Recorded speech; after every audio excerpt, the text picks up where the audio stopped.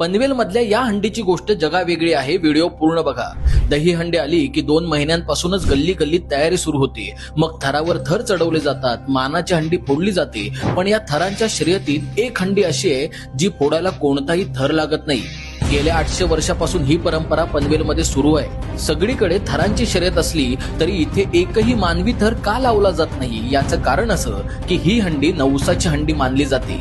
नवनाथांसमोर नवस बोलला जातो आणि ज्या घरातून नवस बोलला जातो त्या घरातून एक हंडी मंदिरात येते आणि ती हंडी काठीने फोडली जाते.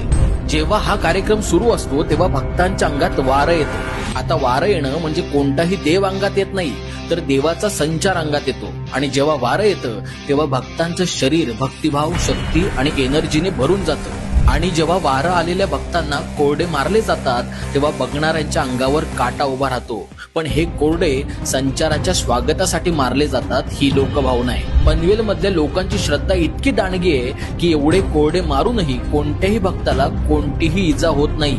आहे की नाही जगावेगळी हंडी.